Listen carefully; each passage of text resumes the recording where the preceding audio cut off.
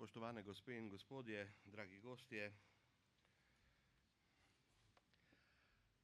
spoštovani kolegi, kolegice, novinarke in novinarji. Moram reči, da smo zajadrali, če uporabim ta morski izraz tukaj v centralni Sloveniji, že globoko v festival, da smo izjemno zadovoljni s potekom festivala, da seveda festival je živ dogodek, smo uspešno izvedli tudi koncert Sanktpeterburške filharmonije kljub bolezni Jurija Temirkanova, pa z mladim solistom zato na klavirju, zmagovalcem Čajkovskega, Maslejevim, da tokrat Marta Argerich ni odpovedala nam, ampak drugim in je navdušila naše občinstvo, da smo sinoči imeli spet razprodano že drugič zapored Kneginjo Čardaša, še dve predstavi sta danes zvečer in jutri, in seveda, da se začenja, omenil bi še Predani korakom, projekt skupaj s Centrom Soča in našim glavnim sponzorjem Zavarovalnico Sava, ki se bo v naslednjem letu še razvil in predvsem smo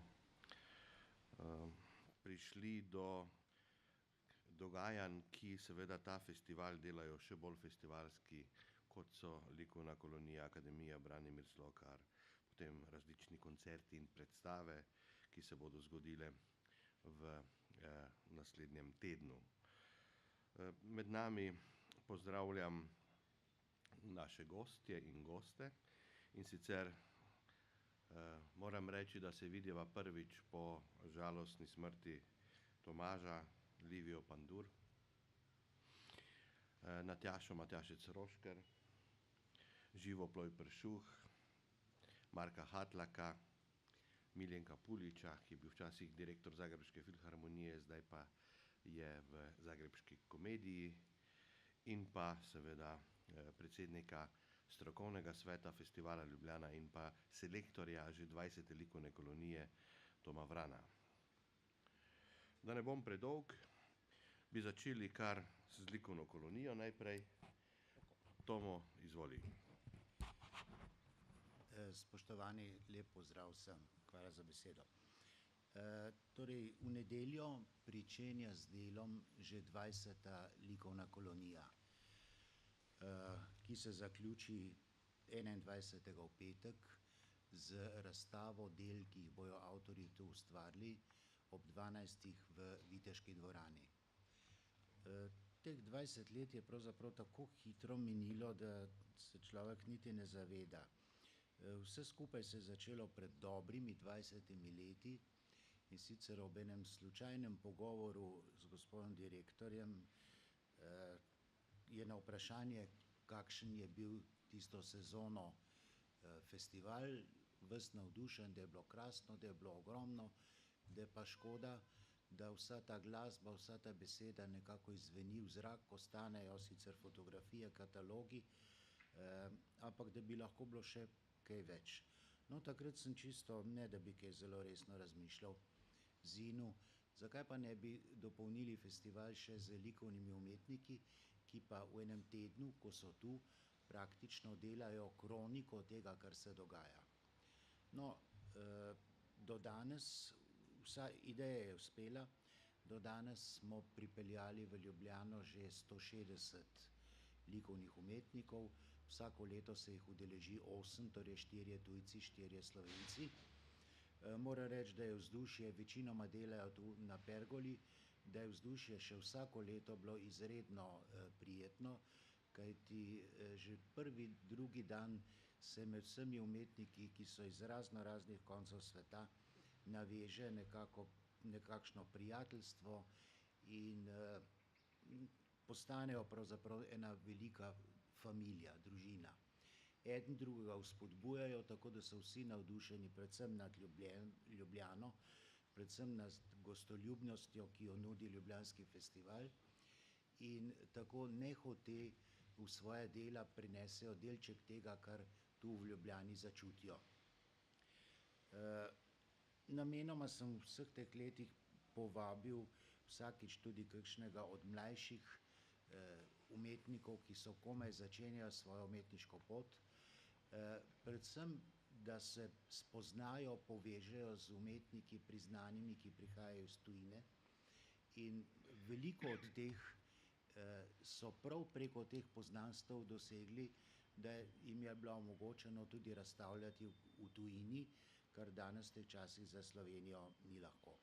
No, da ne bom predolg, bi želel samo vam predstaviti umetnike, ki se bojo letos udeležili, pa gremo kar tako, kot je po katalogu. Torej, Jelka Flis, slovenska umetnica iz Ljubljane, Samo, ravno tako slovenski umetnik, Aleš Sedmak, on je iz Obale, je pa že par let predsednik Zveze društva slovenskih likovnih umetnikov. Potem je Majda Skrinar, tudi priznana umetnica. Iz Italije prihaja Lanzarote Alberto, on je iz Venecije, iz Benetk.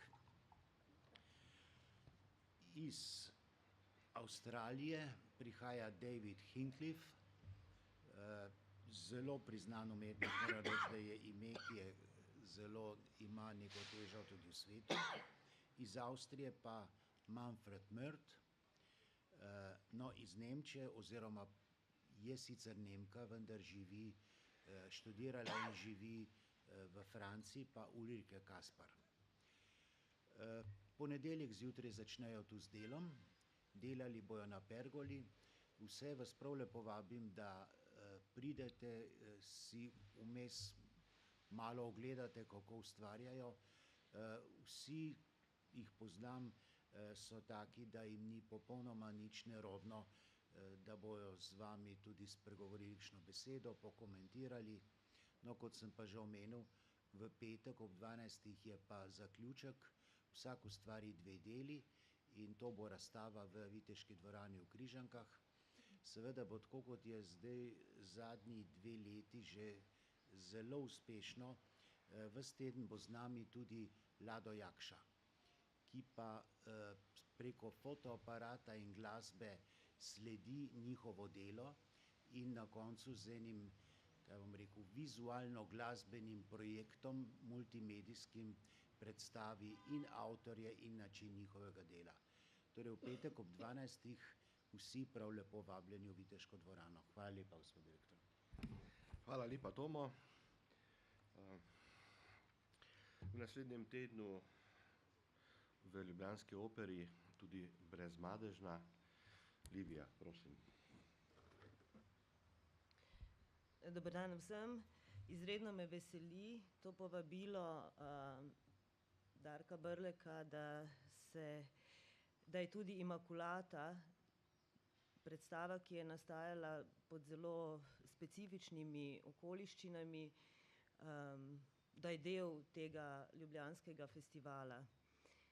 Namreč s festivalom nas zares v zadnjih 17 letih druži eno sodelovanje, ki je bilo trajno, in brez tega sodelovanja marsikatera Tomaževa predstava seveda ne bi bila predstavljena slovenski publiki. Tako je Darko povabil Tomaževe predstave predvsem iz tako imenovanega španskega opusa, tukaj ste lahko videli Barok, pa Somrak bogov. Sodelovali smo tudi z našo gledališko organizacijo Pandur Theatres. Darko je bil takrat edini, ki je omogočil to sodelovanje, in v koprodukciji so nastale predstave, kot je Hazarski slovar, Tesla Electric Company,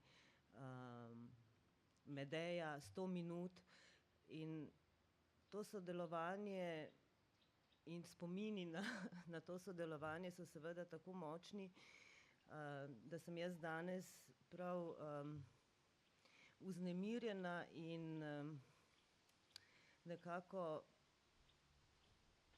se poskušam osredotočiti na to, kaj pravzaprav je v vseh teh letih Darko Brlek in Festival Ljubljana storil za Tomaža Pandurja.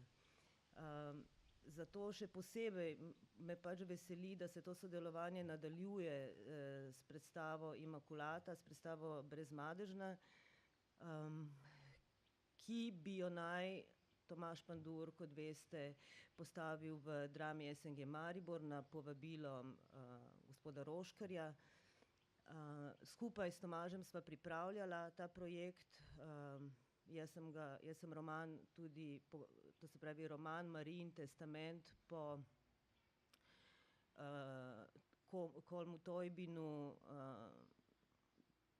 tudi sama prevajala in skupaj sva naredila dramatizacijo tega romana, priredbo in se neskončno veselila tega projekta, ki ga je Tomaž pravzaprav izbral za nekakšno vrnitev v Maribor.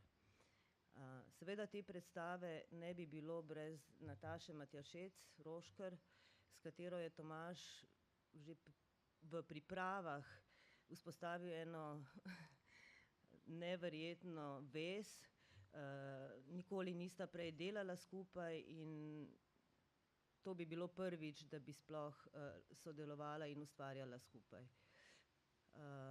Tomažev nenaden odhod je seveda vse postavil na glavo.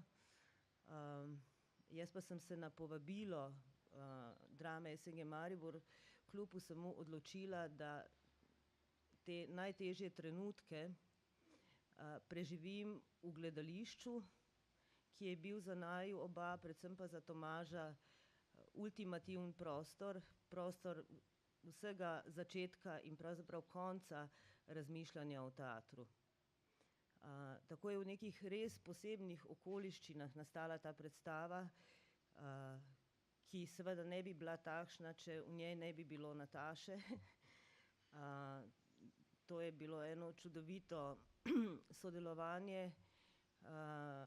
V avtorskem timu pa seveda ljudje, ki so bili ustvarjalci, ki so bili Tomažu blizu, kot so Andreja in Marko Japelj, pa Leo Kulaš, kostumograf, s katerimi smo začeli našo gledališko pot prav v Mariboru, potem pa seveda duo Silence, s katerimi smo v zadnjih letih največ sodelovali, pa fotograf Aljoša Lebol, pa igralec Branko Jordan, pa moj sin Tibor, s katerim smo se tudi povezali v tem projektu. Tako da je bilo v Drami Maribor, mi je bilo omogočeno zares eno ustvarjanje, en kreativni proces, ki je bil poseben, vznemirljiv in takrat tudi zame edini možni prostor ob tej bolečini izgube. Tudi sama predstava govori pravzaprav o tem, govori o izgubi, govori o samoti, govori o izgubi sina, ki je za vsako mater seveda nekaj najhujšega, kar se v življenju zgodi in kar je seveda dokončno in bolečina, ki nikoli ne pojenja. Zgodba o Mariji, ženski, ki je ostala sama, ki je nekako paralelno za to veliko zgodbo o Kristusu in njegovem trpljenju in njegovi misiji, pa živela neko povsem svojo intimno zgodbo. In ta zgodba seveda je na nek način nas najbolj zanimala. Zato smo iz romana tudi v adaptaciji, tudi v priredbi izluščili vse tisto, kar je intimno povezano s to žensko, ki je v življenju izgubila vse in ostala sama. Tako da vabljeni v opero, to me še posebej veseli, to prizorišče, kajti prav letos je bila tam premiera Tomaževega baleta Simfonija otožnih pesmi, tako da se v bistvu na to isto prizorišče zdaj vrača Imakulata. Vabljeni. Hvala lepa. Hvala lepa, Livija. Nataša.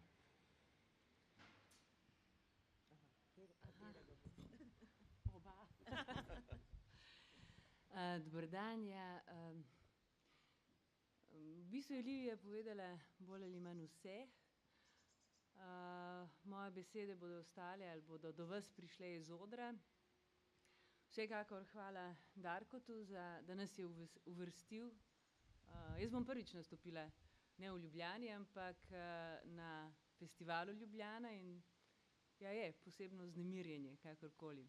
Festival ima svoje okoliščine, neko svojo publiko, svoj utrip, tako da tega se zelo veselim. Tudi zaradi tega, kot je Livija rekla, ker je Tomaž s svojimi predstavami tle v okviru tega festivala imel neko pot do slovenske publike z predstavami, ki jih je naredil drugje po svetu. No, kakorkoli, hvala Darkotu za priložnost nastopiti v Ljubljani, hvala Liviji, da je verjela in zaupala vame, hvala naši hiši, da je zaupala v naju obe. In seveda vseeno, ali pa ključno hvala Tomažu, da me je prepoznal kot to osebo iz odra ali to osebo za na oder, ki lahko sama zmore ta oder. Največja, ne vem, ko me vprašajo, kakšna je se tebi zdi predstava. Meni se zdi dobra predstava. Se mi pa zdi ključno, kaj nam, predvsem pa Liviji uspelo, da je, ne da bi sledila Tomažu, ampak da je skozi proces dela nagovarja ta arhetip bivanjski ali mišljenjski ali doživljajski, ki je, in to se mi zdi, da je bilo v bistvu Tomaževo vodilo pri vseh predstavah, iskati te ali pa drezati v arhetipe nas samih. No, tako da to ni predstava, ki bi sledila nekemu historični analizi ali historičnemu diskurzu ali neki kronologiji dogodkov, o katerih beremo ali smo brali ali bomo še brali, ampak mislim, da nam je uspelo narediti eno sodobno predstavo, aktualno predstavo. Tibor je med ogledom ene generalke ali tik pred nastopom pred publiko rekel, da je subtilno subverzivna. Tako da mislim, da nam je uspelo narediti lepo in veliko delo. Toliko, hvala. Hvala lepa. Naj povem, da bomo naslednje leto uprizorili ponovno Fausta, ko bo streha v Križankah. To je zadnja Tomaževa velika predstava, ki je nastala v koprodukciji Ljubljanske drame in pa Festivala Ljubljana. Mogoče še ena zanimivost, da je Danilo Rošker oznanil poroko z Natašo Matjašec, ko smo s Francem Kanglerjem skupaj šli pogledat španskega Fausta v Madrid, Teatro Español v Madridu, ob eni taki uri popoldne.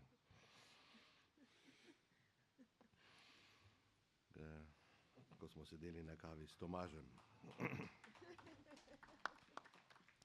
Še eno tehnično navodilo. Vse, kar pade, pustite na tleh, ker bo spet padlo. Tako da se ne matrati.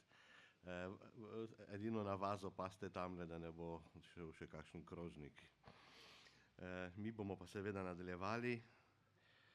No, mogoče še ta moj vtis, da vidite, kako dejansko so človeški odnosi pomembni za kreiranje programov, za same predstave in celo za odnose med narodi. Zdajle imamo ta cirkus z arbitražo in slovensko-hrvaško mejo, ravno v času, ko mi uprizarjamo z komedijo iz Zagreba v koprodukciji opereto Kneginja Čardaša. 2 razprodani predstavi sta že bile, še 2 bosta. Miljenko, boš še ti kaj dodal? Prvo se zahvaljujem na pozivu za tiskovnu konferenciju i ispričavam se što govorim na hrvatskom jeziku. Moram reći sad, slušajući tiskovnu konferenciju, posebno me dojmilo da sam ovdje u društvu gospođe Pandur i gospođe Rošker, jer gospodin Pandur je itekako ostavio traga u Hrvatskoj sa svojim radom. I ovo što je Darko rekao prije nekih 8 godina, maestro Vjekoslav Šute je u jednom razgovoru ovdje u Ljubljani rekao: vi političari što uspijete zafrkati, mi sve kulturnjaci, glazbenici moramo sređivati i vratiti u neke odnose prirodne. Posebno smo počašćeni kao kazalište Komedija da možemo surađivati sa Slovenskim narodnim gledališćem i tu se zahvaljujem i Darku i Slovenskom narodnom gledališću i ansamblu njihovom jer je ta suradnja uistinu izvrsna. Kazalište Komedija je kao jedino glazbeno kazalište na području Republike Hrvatske djeluje i radi i proizvodi glazbene predstave, pretežito mjuzikle i operete. Sa mjuziklima smo ovdje već u par navrata gostovali, ali ovo je po prvi put da gostujemo sa operetom i po prvi put da surađujemo sa SNG-om iz Ljubljane na festivalu Ljubljana. Uistinu je u ovim bremenitim nekim prostorima interesantno kako ta jedna prirodna suradnja među ansamblima, među ljudima potpuno prevladava po meni te banalne situacije koje politika zna proizvesti. A opet interesantno je da evo i Darko i ja godinama surađujemo i da je nevjerojatno kako upravo radimo neke predstave ili gostovanja kad su te neke napetosti među vladama, među politikom.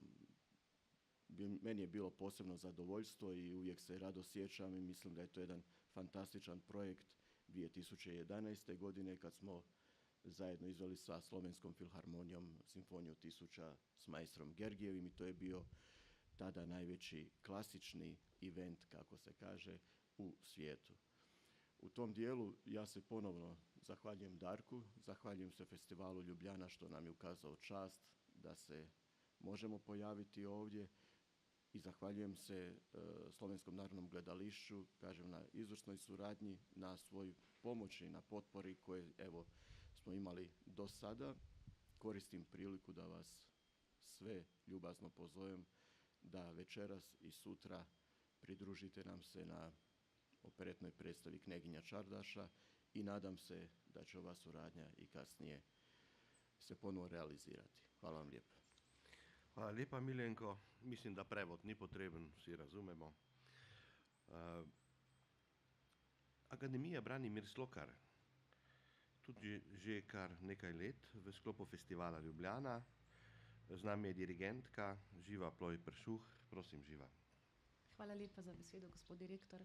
Ja, že 8-letno sodelovanje nas veže in ob tej priliki seveda velika zahvala in ob zahvali možnost, da se navežem na direktorjeve besede o spodbujanju povezovalnosti in tudi na besede gospoda Puliča. Glasbeniki, umetniki smo tu, da krpamo marsikaj, tudi politične odnose, diplomatske odnose in z veseljem naznanjam letošnjo akademijo, ki se je bodo udeležili tudi udeleženci iz Kosova, iz Albanije, iz Srbije, iz Argentine, iz Japonske, Kitajske.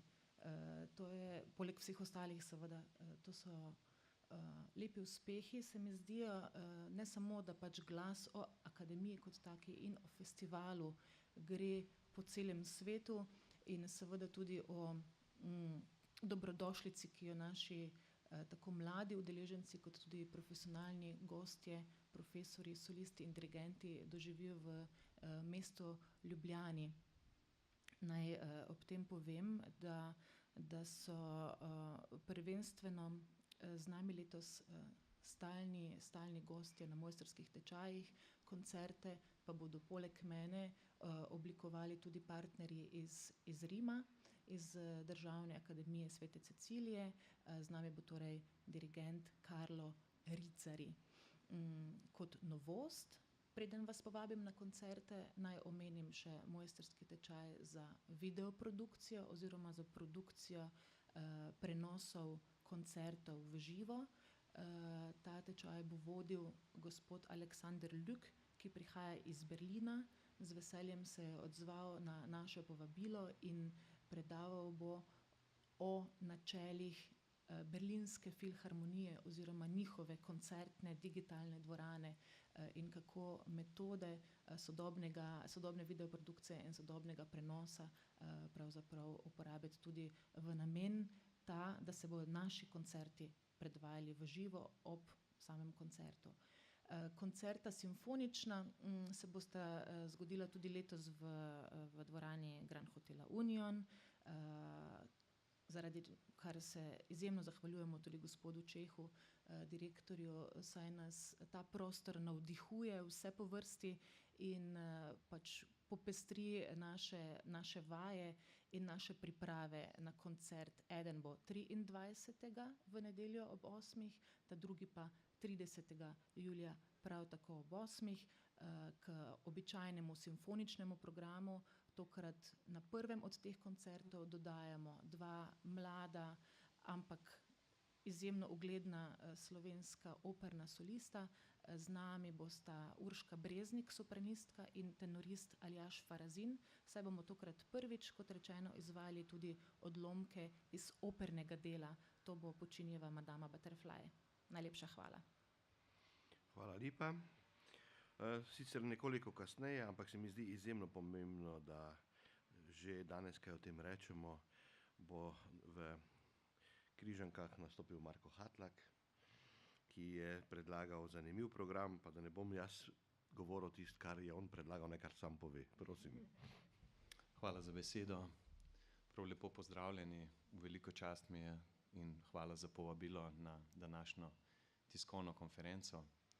Rad bi se zahvalil festivalu tudi za zaupanje v moje programe, saj smo v zadnjih letih izvedli par zelo lepih, različnih in razprodanih koncertov. Za mano je eno zelo ustvarjalno leto. Letos sem posnel 3 plošče različne v enem letu, zadnjo. Sem mislil, da boš omenil hčerko.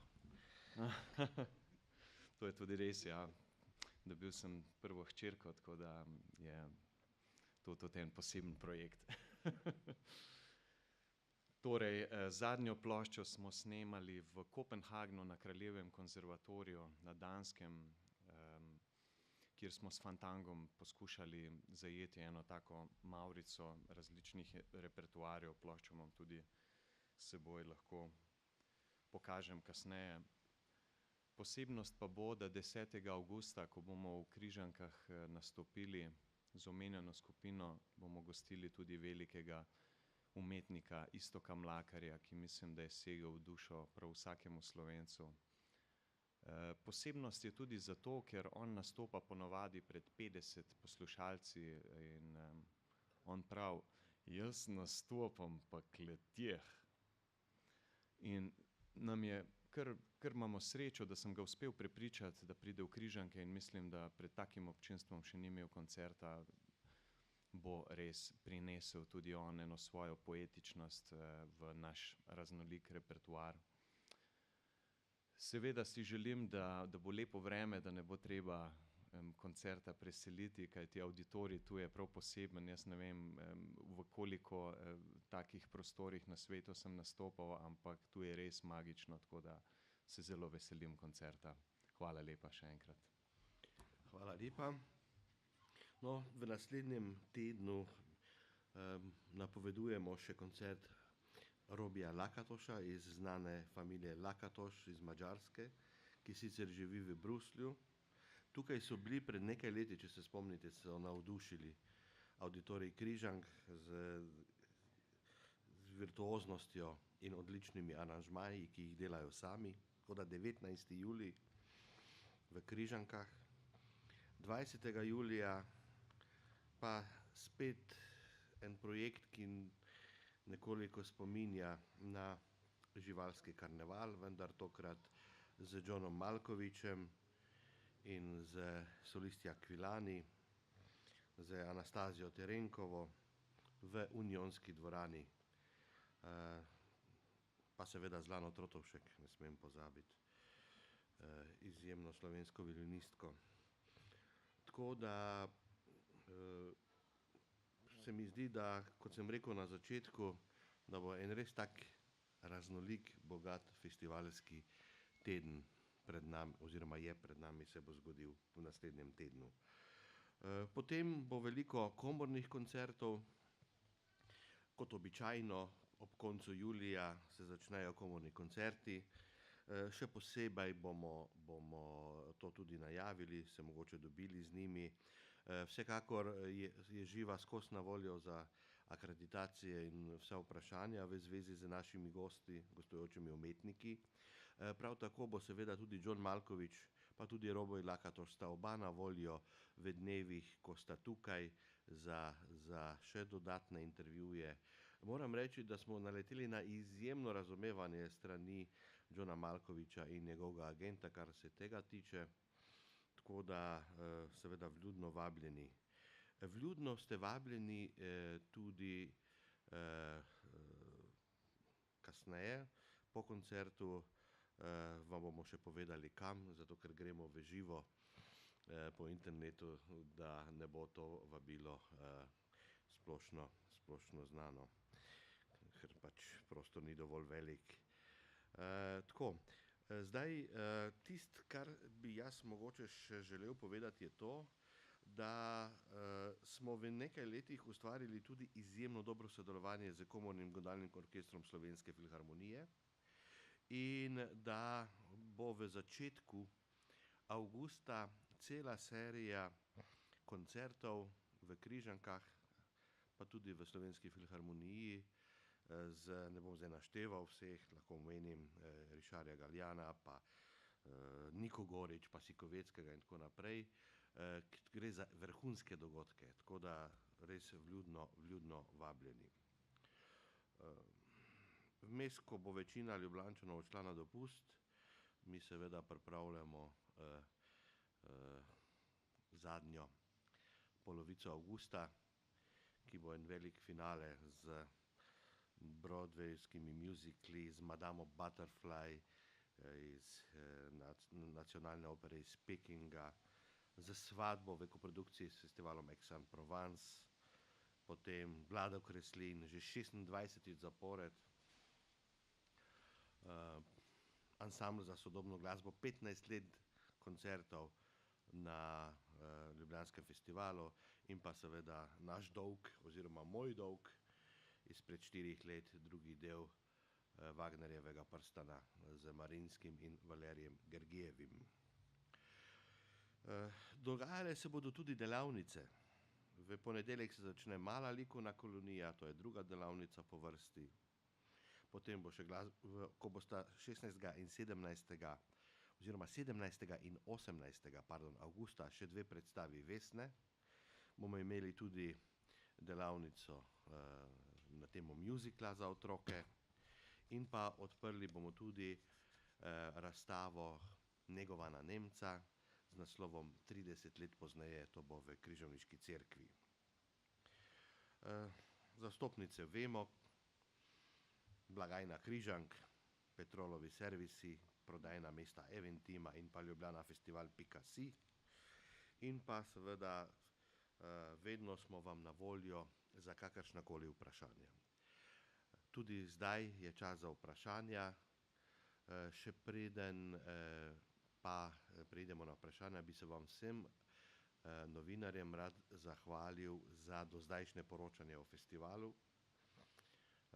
Brez vas festival v taki obliki sploh ne bi mogel delovati in tudi ne bi bil tako uspešen. Tako da najlepša hvala za vašo pozornost in podporo.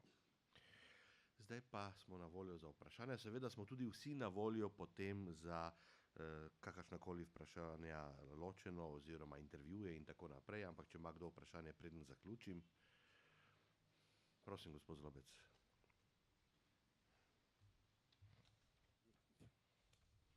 Jaz bi imel Se sliši. Jaz bi imel 2 vprašanji pravzaprav. Najprej bi se navezal na to berlinsko vzgojo digitalnega snemanja koncertov in tako naprej. Žal moram reči, da opažam, da slovenski uradni državni mediji festivalu in sploh kulturi namenjajo zelo malo prostora. Če se spomnite škandala pred leti, ko je Elina Garanča dovolila, da se brezplačno televizijsko posnamen njen koncert in bi danes imela Slovenija praktično neponovljiv svetovni dogodek, kulturni. Isto se je ponovilo letos, ponovilo se je za Marto Argerič, ker bi celotna slovenska kultura imela zgodovinski dokument o dogajanju. Prav včeraj se je pojavil v Londonu pač kopija mojega članka, ki ga je Norman Lebrecht opazil in seveda demantiral vse govorice in pisanja o tem, da je Marta Argerič tako rekoč na smrt bolna in je odpovedala gostovanje v Atenah pri državnem grškem orkestru in na Atenskem festivalu, ki je tudi član mednarodnega združenja, poleg tega odpovedala gostovanje v Avstraliji. Ne. In zdaj so vsi presrečni, da kljub samo je Ljubljana dobila nekaj, kar vsi drugi niso. Ne. Kaj hočem reči? Dejstvo je, da bo moral festival sam poskrbeti za snemanja in za prenose, magar če ustanovi svojo televizijo. Dejstvo je, da nacionalna televizija je tako polna sama sebe in denarja od vseh možnih kanalov, da sama ne vidi nobene potrebe. Če pogledamo tukaj, kdo so medijski sponzorji, vidimo, da RTV Slovenije sploh ni in tudi drugih. Ne. Skratka, vprašanje bi bilo, ali vi načrtujete v tem smislu neko svojo, bi rekel, ali televizijo ali nekaj takšnega. Drugo vprašanje bi bilo pa v zvezi z Marijo. Ne. Zdaj, če pogledamo svetopismo in sploh cerkev, kakšen je odnos do Marije po Kristusovi smrti in tako naprej, vidimo, da tukaj nekako Marijo pustijo primer. Ne. Bi vprašal pravzaprav, kaj odpira ta predstava glede same usode Marije po Kristusovi smrti, glede na tekst. Hvala lepa za obe vprašanji. Ja, poglejte, kar se tiče mogoče prvega vprašanja, mi seveda ves čas, se opravičujem, poskušamo sodelovati s tistim, kar je iz javnih sredstev že plačano. Ampak velikokrat naletimo na hude težave in tukaj se te težave zdijo kronične. Dejstvo je, da je v zadnjih 10 letih festival izjemno zrastel, da dejansko smo prepoznavni v vsem svetu in da pišejo tudi drugi mediji, neodvisno od tega, kaj mi sporočamo o dogodkih pri nas. In seveda pridemo lahko do zaključka, da v primeru, da se te stvari ne bodo izboljšale, da bomo razmišljali o tem, mogoče ne o svoji televiziji, ampak prav gotovo o produkcijski hiši, ki bo imela interes take stvari posneti, jih mogoče celo tržiti, predvsem pa, da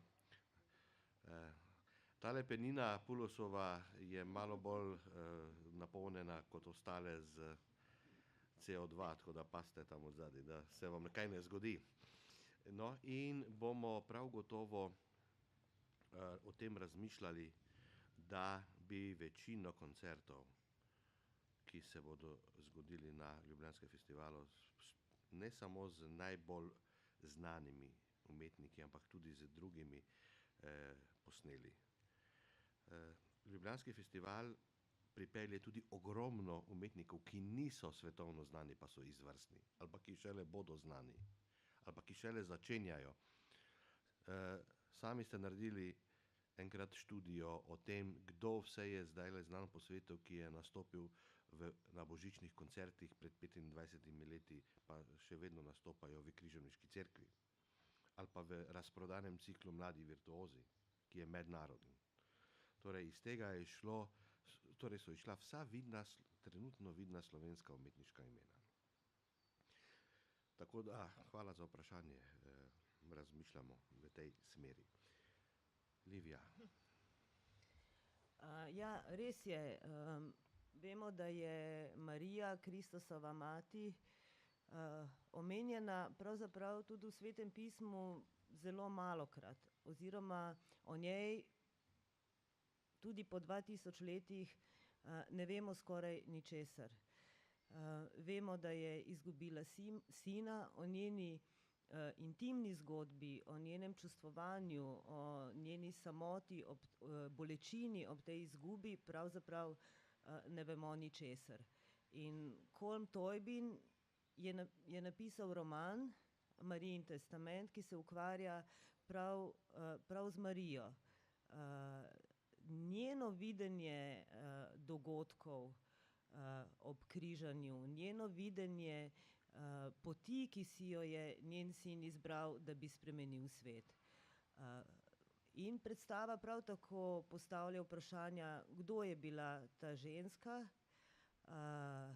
ki še sedaj vzburja in je inspiracija mnogim umetnikom, mnogim piscem, kaj se je z njo dogajalo, kako je ona spremenila svet, ali ga je spremenila, kakšno je njeno iskanje resnice in lepote, in predvsem kakšen je njen dvom ob vsem tem, kar se je zgodilo.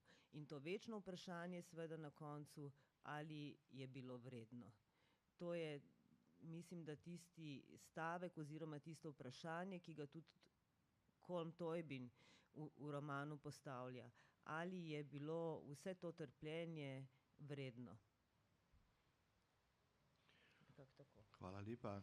No, jaz bi še mogoče naredil malo reklame za enega od naših članov, to je festival Izmir, ki deluje tudi v Efesusu, kjer je ogromen amfiteater z 8000 sedeži. Jaz sem nazadnje tam poslušal turškega pianista Fazil Saja.